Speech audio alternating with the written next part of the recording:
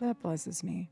I I am well aware that this world does not understand me. Okay. I'm well aware of that. You know, okay, people talk about the sequin suit.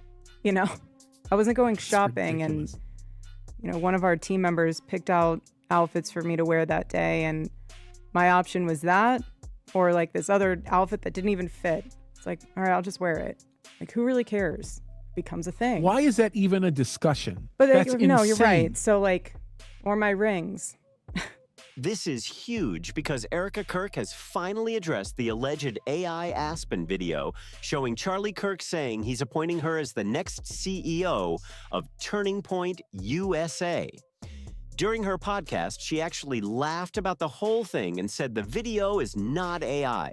According to Erika, it's completely real. She also admitted that she knows a lot of people don't understand her and explained why it made perfect sense for Charlie to choose her as his successor. She even brought up Charlie's parents. We're jumping straight into this because this story is moving fast. I want to be fair about what Erika is saying because I don't think it's right to pick apart every little thing or act like something happened when there's no proof of it. I've always worn these rings, except for the one that I just recently had for Charlie's Medal of Freedom. Like, they represent my babies. It's like I don't need to walk around explaining myself of who I am and all of that. Maybe I should. Maybe that's something that like a PR person would say, like, yeah, you need to go on a speaking engagement. But you know what's so interesting is people would say, At the same time, I don't think people should criticize her just because she's Erika Kirk and pile on for the sake of it. But I do have one question. Who on the team picked the sparkly pantsuit? I'm sorry, but that choice was a major miss. That's a big reason why so many people kept talking about it. People have said that Charlie loved fireworks and that they wanted Amfest to reflect the kind of event he would have enjoyed. Even with that explanation, many people were still expecting a more subdued atmosphere. A lot of supporters thought there would be clearer signs of grief and remembrance. They expected something more toned down to show that Charlie was deeply missed and that his memory was being honored. Seeing a glittery pantsuit and pyrotechnics felt out of place to some people because many were still processing their emotions and mourning his loss. when Charlie passed, I hate saying when Charlie passed, he was murdered. When he was murdered, I never went on shows to talk about myself at all, actually. And that's why Yeah. really everyone wrote my story before I could even tell the correct version. Yeah. But I went and honored my husband with all of his obligations that he had set. And I wanted to honor him in that way.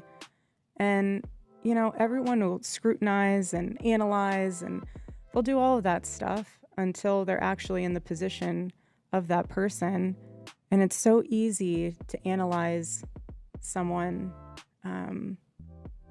And another thing, we're supposed to believe the CEO only had 2 outfit choices, one that didn't fit and a sparkly pantsuit. That story is raising eyebrows. As for the rings, that's actually been part of Erika's style for a long time. She's always worn plenty of rings and bracelets. The jewelry simply appeared to become more expensive over the years, and that's what people noticed. I have to disagree with Erika on this point. When someone becomes the CEO of a major nonprofit organization with enormous influence in politics, connections to national leaders, and an ability to shape public conversations, people are naturally going to want answers. When you really don't even know them or understand them. But those that really understand and know God and Christ, like, they get it. And I don't have to explain myself. I mean, all that matters is when I come home, my baby's running into my arms. That is like the most precious. Leadership at that level comes with public interest and public scrutiny. You don't really get to stay completely mysterious when your decisions can affect millions of people. People want to know who is leading the organization, what their mindset is, what values guide their decisions, how they reached that position, and what their goals are. Since decisions made in the United States often have effects beyond its borders, many people feel they have a stake in understanding who is influencing those decisions and why.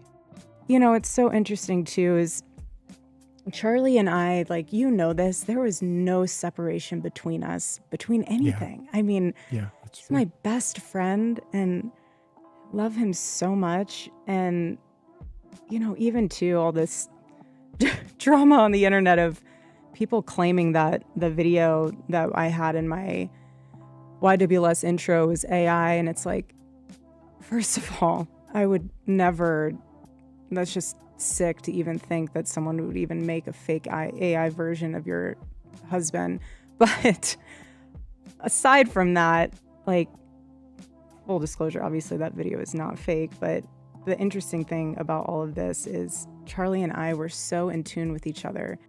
Charlie Kirk was very open about his views. He regularly shared what he believed, where his loyalties stood, and how he saw political issues. People rarely had to guess because he talked about his opinions often and did so very directly. And when his views evolved or shifted on certain issues, he spoke publicly about those changes too. That's why some people find Erika's responses unsatisfying. Statements like, "It's all God's will. Those who believe in God will understand it. I don't have to explain myself," may resonate with people on a personal or spiritual level. Faith and trust in God are deeply meaningful to many people. But for critics and observers who are looking for clarity about leadership decisions, priorities, and political direction, those kinds of answers may not fully address the questions they're asking. And so when people say, you know, why are you doing this? You know, why are you? And it's like, Charlie and I had these conversations, like, I mean, you know this, you were a part of that, Pastor James. Charlie and I had conversations about all of this all throughout our life. And like threats and all this was never anything new to us. I mean, I had threats and threats. The kids had kid threats. I mean, we've always had threats. And so whenever you lose someone or you go through immense grief, you have a choice to either turn that grief into purpose or let that grief absolutely consume you to the point where you are worth nothing to anybody. And, you know, you, like you mentioned earlier to the young lady who asked about, you know, feeling it when she's 35, if she can't find another husband or whatever. Charlie had a reputation for taking questions head on. People often felt that if he was challenged on an issue, he would give an answer and explain where he stood. That's why responses like, "It's all God's will. Those who believe in God will understand it. I don't have to explain myself," don't land with everyone. Faith and trusting God with your life can be deeply meaningful and important. But in the world of politics and organizational leadership, many people also expect specifics, clear reasoning, and a sense of direction. That's especially true for the head of a major political organization. Whether Erika was personally chosen by Charlie to lead TPUSA or not, these questions were always going to come her way. Even if everyone liked her, had no concerns about her background, and thought she handled every public appearance perfectly, people would still ask tough questions. That's simply what happens when someone takes charge of a large organization with significant political influence and public visibility. There it is. Erika is saying the video is real. According to her, it's not fake and it's not AI. But that's not really the question people have been asking. Most people already understand that Charlie spoke at an event in Aspen and that real footage exists from that stage. The debate is whether his comments were presented in full context or whether any part of the clip was edited, altered, or presented in a way that changed its meaning. That's the issue people keep coming back to. Having more kids, like, you have to be constantly in a position of thanking God for what you do have left. And when it comes to all of this, like, being a part of Turning Point is an extension of my husband. Like, that's a piece of him that's still here. That's how my babies will know their father. And you know this, Pastor James, like, thank God. I'm so grateful that Charlie included me in everything, because when all of this happened and the board made their decision and all that, there was no learning curve. I wasn't sitting in a meeting being like, what's a chapter? What's the national field program? Like, who runs our events? Like, what is an event? I didn't have to answer. I knew all of that. Because you built it together. I could walk into a room and say people hi by their first name. Like, I didn't have to learn the ins and outs of everything. And I also noticed that she seems to dismiss the entire controversy as ridiculous. It's similar to how she responded to other rumors, treating them as so unbelievable that they don't deserve much discussion. On her podcast, the conversation didn't include much follow-up or pushback, and some viewers may feel that left important questions unanswered. For example, someone might ask, if the video is real, why not release the full footage? That's a question many people would likely raise. Another question some viewers have is whether there are any privacy concerns preventing the full clip from being released, especially since the camera reportedly remained focused on Charlie during the speech. There are also questions about previous public comments made by others associated with the situation. Some observers feel those statements created additional confusion about whether the clip was meant to be taken seriously or whether parts of it were intentionally presented in a way that sparked speculation. This is where critics say Erika's answers don't fully address the core issue. Saying the video is real answers one question, but it doesn't necessarily resolve the other questions people still have about context, editing, or why the full footage hasn't been made public. For those looking for more details, broad statements and personal reflections may not be enough. They want direct explanations and specific answers, and many are still waiting to hear them. so it's like when you have that moment where you're watching your loved one build something and you're alongside them for those moments of building. Anyone who has a spouse that's an entrepreneur knows this. You, even with Nicole, know this. When you're building something and your spouse is along with you for that ride, you're their vault and their confidant. They're asking you like, hey, I had this phone call today. What do you think about this? Or, hey, I'm thinking about doing this. What do you think about that? And it's like, I had that even too with Charlie with Proclaim. I would ask him, like, what do you think of this design? And he'd be like, I'm not into fashion. I was like, I know. And that's why I love asking you your opinion, because, I genuinely love your input. I genuinely appreciate your outside perspective, because you're not in the echo chamber of what I'm going through with tech packs. So like, I love that. And that's what's so special about building with your spouse, is that when you have that healthy, beautiful marriage. So sure, you could argue that she had an important role inside the organization. She knew people's names, understood how events worked, and knew the different chapters and staff members. Those things can be valuable, but critics would say that knowing the inner workings of an organization is not automatically the same as being prepared to become its CEO. The argument that she deserves the position because Charlie shared details about his day with her also doesn't, by itself, answer questions about qualifications. People typically expect more when it comes to choosing the leader of a major organization. If a board were hiring someone from outside the organization, they would probably ask tough questions. There's no daylight that separates that dream in their heart and you building alongside them. It's so beautiful, and it's just so special. And I feel honored and blessed that I can be a part of the team that Charlie single-handedly picked. And this is what I learned. Honor. It's an honor, because my babies get to see what their father built. Amen. And they get to see and be a part of that legacy. And one day, my kids will be running through these offices in a way where they're in leadership positions. And that'll be a special full circle moment. But this is so much more than titles and all that stuff. This is... Well, I mean... What's your vision for the next 5 years? Why are you the best person to lead right now? What specific qualifications and experience prepare you for this role? What measurable achievements demonstrate your leadership ability? And how will you preserve the founder's legacy while also leading independently? These are the kinds of questions that usually come with any high-profile leadership appointment. For many observers, the central issue isn't whether Charlie trusted Erika. It's whether the public has been given enough information about her experience, goals, and plans for leading the organization going forward.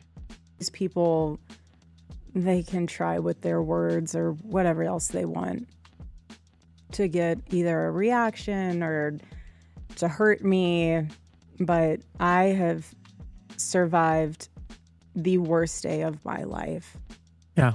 Yep. Amen. And anything that anyone does on this earth pales in comparison to that moment that I had to live through. And it's this freedom of knowing, like, you can't hurt me. Yeah. There's nothing you can do that will hurt me. There's nothing that you can do that will break me. I have survived, again, the worst possible, unfathomable moment of my life. Yeah. Good luck. Yeah. Good luck. That's a very important question because so far, a lot of the discussion seems to circle back to Charlie's work and Charlie's wishes when explaining the leadership transition. But this is a new CEO. People naturally want to know, who is she? What's her plan? What ideas does she bring to the table? How does she plan to expand the organization's influence, membership, and reach? Another big question is how she plans to maintain the trust of donors, supporters, and staff. That's especially important for any large organization with a broad network of financial backers and stakeholders. People want to know what her approach to leadership and relationship building will be. Then there are the difficult questions every CEO eventually faces. How would she handle a major public controversy or organizational crisis? What would she do if her own judgment conflicted with what she believed the founder might have wanted? Those are huge questions because every leader eventually has to make decisions independently. I go and live my life with my babies, and that's all that matters to me, is honoring my husband, honoring his wishes, honoring our family succession plan, and obeying God and his word. That is my current life plan right now. People say, what is your plan for 5 years? Personal plan for 5. That is my personal plan for every day of my life. Yeah, and amen. I don't really need to know or want to know really what the 5-year plan is at the moment, as you trying to get through every hour of your life. Each day and each hour, each minute come with its own thing. And here's another one. How would she respond to people who believe she was selected primarily because of her personal relationship with the founder, rather than through a competitive process?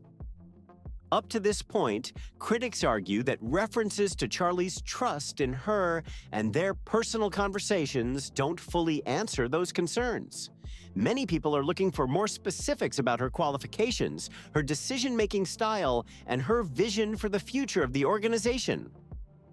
Okay, so again, it's beautiful and special. That's completely fair on a personal level. But critics would say there's a difference between finding something meaningful and talking about the responsibilities of leading a major organization. For people who have gone through grief, that's another point too. It's like when you're in the thick of it and you know that a wave is just about to crash on you, you just sit there and you literally say, like, brace for impact. Yep. It's coming. And then it just goes right over you. And then you say to yourself, I survived it again. And Yeah. it just, sure, you dry off, but you get back up and you know that God has you. And again, She's sitting in that office making decisions, and some people feel the conversation keeps getting framed in emotional terms. It's beautiful, yes, but it's also a title with enormous responsibility attached to it. This isn't a symbolic role or a dress-up moment. It's a serious leadership position. You can absolutely tell your spouse about your day and share everything with them. But hearing about someone's work doesn't automatically mean you fully understand every part of the job or could instantly step into their role and perform it. he's not going to leave you. I mean, for those of Yeah. you who are going through some extremely hard moments in your life, do not ever once think that God will forsake you, because he won't. Yeah. Amen. Amen. He won't. Amen. Amen. You're a living testimony of it. And it's been amazing to see that there are lots of people that are not going to hell because of the faithfulness of your husband and your faithfulness. God's glory to God. It's I give him so all the amazing, so amazing. And in a superficial world where people care about superficial things, Mm-hmm. it's really refreshing to see what I believe to be one of the sweetest hearts. You and Charlie, just amazing. My sister was recalling the day that we all met, and her looking at you and going, "Holy smokes!" Those are two very different things. What is going on with this interview? Erika says she's been through the worst moment of her life, and the response is basically, yeah, amen. It feels like some viewers expected more follow-up or a deeper conversation about what she was saying. At the same time, there's something else that stands out to critics. Erika has spoken publicly on multiple occasions about being hurt by media coverage and comments from online creators. That's why some people find it difficult to reconcile those moments with the more defiant attitude she sometimes projects when responding to criticism. To them, the message can seem mixed. She also appears to be making an effort to sound more conversational and natural during interviews. Still, some viewers say they come away feeling that her answers sound overly polished or overly complicated. They feel she often uses a lot of words to explain ideas that could be stated more directly. Of course, speaking in long, detailed answers doesn't automatically mean someone is avoiding a topic. People communicate differently. But critics argue that lengthy explanations can sometimes leave listeners wondering if the core point is getting lost in all the extra details. For example, instead of simply saying, "We had a great relationship," "He confided in me," she tends to describe it in a much more elaborate and emotional way. This girl is beautiful and she has all the cool stuff, like that's what she said. And normally when that happens, like my sister will automatically turn off, like, "Oh, that's gotta be a fake, superficial you can read person." right through it. You can read right through people when they're not being transparent or authentic. It's, especially and that's when you what have that ability. It's very easy. Emphasizing how special and close their relationship was and how they shared everything with each other. For some listeners, that style of speaking feels heartfelt and sincere. For others, it comes across as unusual or overly dramatic. At the end of the day, her communication style seems to be one of the things that divides opinion the most. Some people connect with it, while others find it hard to follow or don't fully buy into it. Have you ever had someone ask you about your personal 5-year plan? Maybe that's normal for some people, but personally, I've heard that question much more often in professional settings than in personal ones. Erika seemed to correct herself during the conversation. She said, "People ask me what's my 5-year plan. My personal 5-year plan is I don't have a personal plan for the next 5 years." That may be true, but many people would understand asking the CEO of a major organization about a 5-year plan. I think it would be like, wow. I know. You know, I got a really he sweet message from his parents because I go see them next week. And I love them. really They're sweet. great people. They're so sweet. I adore them. Today's his mom's birthday, by the way. Oh, You'll have I to got to send her a message text. Yeah, it's her I'll birthday. have to give her a call. Yeah. And they were just like, we are so proud of you. And it means everything. And I love Oh, yeah. Yeah. So sweet. All of us feel that way. We're all very... In that role, it's a completely reasonable question. People expect a clear vision for where the organization is heading, what goals are being set, and what new ideas are being brought to the table. Critics say it isn't enough to simply repeat what Charlie previously said or point back to plans he presented in Aspen. They want to hear what Erika's own vision is. What would she do differently? What priorities would she focus on? What are her goals for the organization's future? Those are the questions people keep coming back to. Another frustration some observers have is that they feel the people interviewing her often speak to her primarily as a grieving widow rather than as the leader of a multi-million-dollar nonprofit organization. Of course, she is a widow, and that's a significant part of her story. But once someone steps into a position of this scale and influence, many believe they also have to be treated as an executive and held to the expectations that come with that role. That means tough interviews, difficult questions, and clear answers. Saying, "Charlie left us a blueprint," may explain part of the transition, but critics argue that people will still expect direct answers about leadership, strategy, and decision-making. She's running the organization now, and with that position comes scrutiny and questions that are likely to keep coming. Why do some people struggle to believe her? Is it the way she speaks? Is it because they think parts of what she's saying don't fully add up?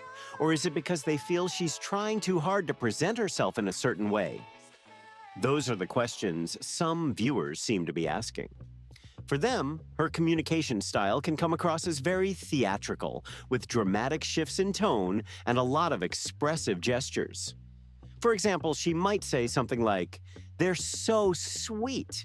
Oh, it's his mom's birthday. They said they're so proud of me. They're so sweet.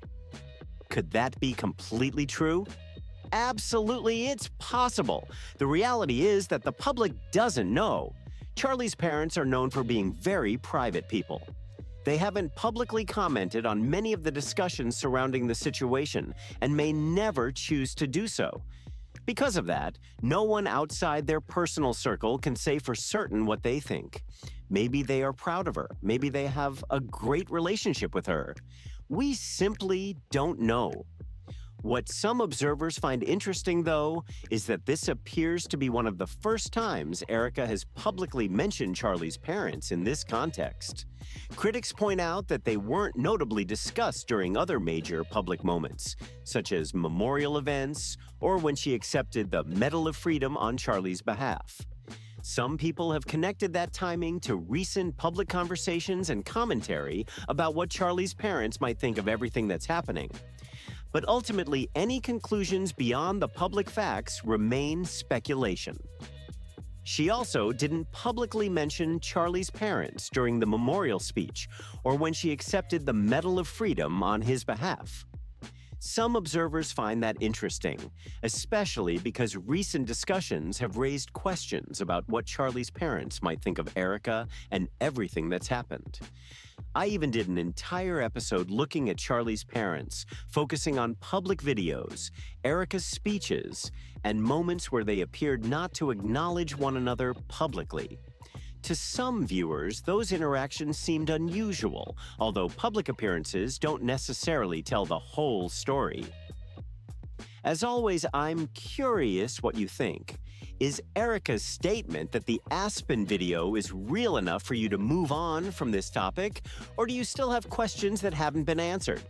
She also didn't publicly mention Charlie's parents during the memorial speech, or when she accepted the Medal of Freedom on his behalf. Some people find that interesting, especially because recent discussions have brought renewed attention to what Charlie's parents may think about Erika and everything that's happened. I even did an entire episode looking at public videos, Erika's speeches, and moments where they appeared not to acknowledge one another publicly. To some viewers, those interactions seemed unusual, although public appearances don't always tell the full story. And now we're back to the big question. Is Erika's statement that the Aspen video is real enough for you to move on from this topic? Or do you still think there are important questions that haven't been answered? Drop your thoughts in the comments because I really want to hear where you stand on this. If you enjoyed this video, don't forget to like, subscribe, and share it with someone who has been following this story. And as always, thank you for watching. For